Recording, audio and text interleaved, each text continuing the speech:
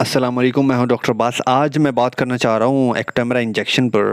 بہت ہی زیادہ نیوز اس بارے میں آ رہی ہیں، اور اوبیسلی ہمارے لوگ جیسے پہلے دوائیوں کے ساتھ کر چکے ہیں، ہائیڈروکسی کلوروکین اور ان کے ساتھ، کہ جیسے ہی پتہ چلتا ہے کہ کرونا میں افیکٹو ہیں فوراً غائب ہو جاتی ہیں مارکیٹ سے، اور بلیک میں بکری ہوتی ہیں، اور بہت زیادہ اس کی جو ہے وہ اس پہ لوگ پیسہ بنانے کی کوشش کرتے ہیں۔ ایکٹیمرا انجیکشن جو ہے، ایک تو لوگوں کو اس کا پتہ نہیں ہے یہ کب کورونا وائرس والے لوگوں کو دینا ہے، کیا اس کے واقعے میں فائدے ہیں یا نہیں، یہ ساری باتیں میں آج آپ کو بتاؤں گا۔ پہلے میں آپ کو دکھانا چاہتا ہوں کہ اس کی اصل پرائس کتنی ہے۔ آپ دیکھیں کہ یہ میرے پاس فارماپیڈیا ہے، یہاں پر ہمارے پاس 200 ملی گرام پر 10 ml والا ایک جو وائل ہے وہ 29,000 روپے کا ہے۔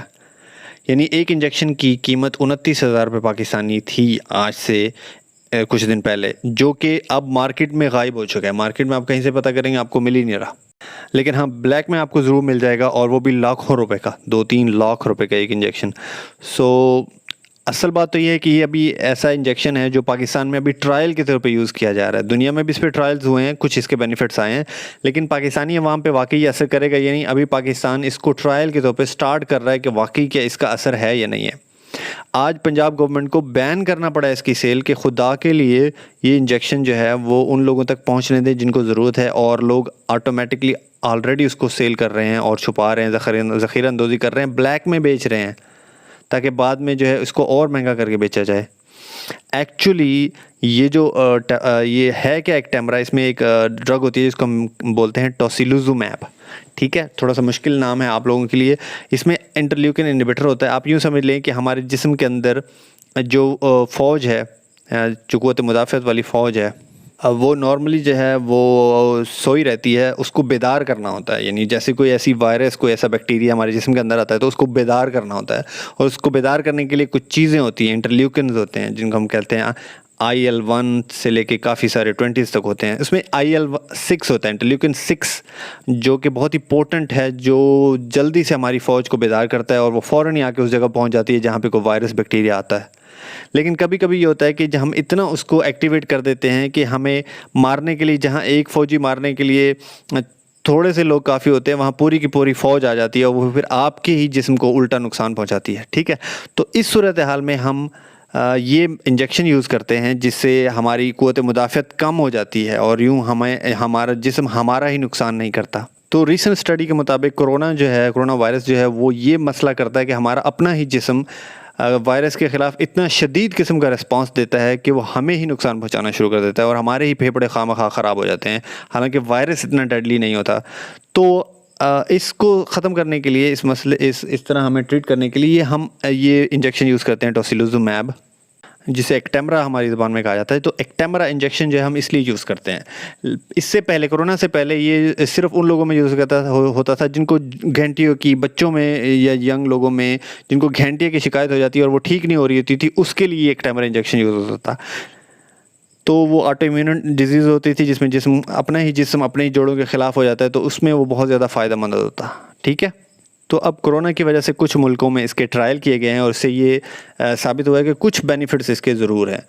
تو انٹرنیشنلی ریکمینڈ کیا گیا ہے کہ جو بھی لوگ جو بہت زیادہ بیمار ہوں، سیویئر کرٹیکلی ایل ہوں، ان کے لیے ایکٹیمرا انجیکشن یوز ہونا چاہیے، نہ کہ نارمل جس کو کرونا وائرس ہوا ہے۔ ہر بندے کو یہ نہیں چاہیے ہوتا۔ اس کی انڈیکیشنز ہوتی ہیں، آپ کو پتہ ہونا چاہیے کہ کب اس کو دینا ہے اور کب نہیں دینا۔ آپ الٹا، اگر آپ اس کو، جب آپ کے جسم کو ضرورت ہی نہیں ہے کرونا وائرس سے لڑتے ہوئے، آپ اپنے جسم کی قوت مدافعت کم کر دو گے اگر آپ نے اس انجیکشن کو غیر ضروری طور پر استعمال کیا، تو کب دینا ہے اس کے لیے پری ریکویزٹس ہیں، ٹھیک ہے۔ یہ ضرورت پوری ہونی چاہیے، یہ چیزیں پوری ہوں گی تبھی آپ دیں گے۔ اس میں جو سب سے امپورٹنٹ ہے کہ آپ کے اندر جو ہے وہ سائٹوکائن ریلیز سٹارم ہونا چاہیے، آپ کے اندر سائٹوکائنز ہونے چاہیے، سائٹوکائنز جسم کے اندر بڑھ جائیں، اور اس میں وہ پتہ کیسے چلتا ہے، جب آپ کا IL-6 جو ہے، انٹرلیوکن 6 جو ہے، وہ آپ کی نارمل ویلیو سے 3 گنا بڑھ جائے، ٹھیک ہے۔ یہ چیز، اور پروکیلسیٹونن کا ٹیسٹ بھی آپ کا نارمل ہونا چاہیے، تب آپ جا کے یہ انجیکشن یوز کر سکتے ہو، ٹھیک ہے۔ اس کے بہت ساری انڈیکیشنز ہیں، یہ آپ ساری میں اب بتانے پہ آ جاؤں تو بہت مشکل ہو جائے گا میرے لیے، بہت لمبی ویڈیو ہو جائے گی، ٹھیک ہے۔ اس کے علاوہ اس کی کانٹرا انڈیکیشنز ہوتی ہیں، کب آپ دے سکتے ہیں، کب نہیں دے سکتے۔ اگر آپ کو اس انجیکشن سے الرجی ہو سکتی ہے، خدا نخواستہ اینافیلیکسس ہو سکتا ہے، اگر آپ کے جسم کے خون جمانے والے خلیے بہت کم ہیں، اس وقت نہیں دینا چاہیے۔ اگر آپ کے جگر کے ALT AST ریزڈ ہیں، یہ جگر بہت گرمی کیے کھڑا ہے، یعنی نارمل اگر وہ 40s تک ہوتے ہیں تو اگر اس سے 5 گنا اوپر ہے تو آپ نہیں دے سکتے یہ انجیکشن، پریگننسی میں نہیں دے سکتے. اگر ماں جو ہے بچے کو دودھ پلا رہی ہے اس وقت نہیں دے سکتے. کسی کو ٹی بی ہوئی ہے پہلے تو وہ آپ کے جسم کی قوت مدافع جب کم ہوگی تو آپ کو دوبارہ سے ٹی بی ہونے کے چانسز ہوتے ہیں. تو یہ ساری کانٹر انڈیکیشنز ہیں کہ ان صورت میں آپ نہیں دے سکتے یہ انجیکشن. ٹھیک ہے.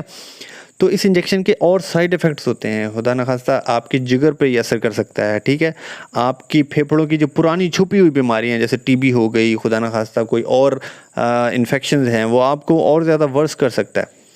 ٹھیک ہے. تو یہ فزیشین کا کام ہے یا پلمونالوجسٹ کا کام ہے کہ وہ ریکمینڈ کرے گا کہ اب آپ کو یہ ایکٹیمرا انجیکشن چاہیے اور اب آپ لیں. ادروائز آپ اس انجیکشن کو یوز نہ کریں، سیلف میڈیکیشن نہ کریں، خود سے اس کو ذخیرہ اندوزی بھی نہ کریں.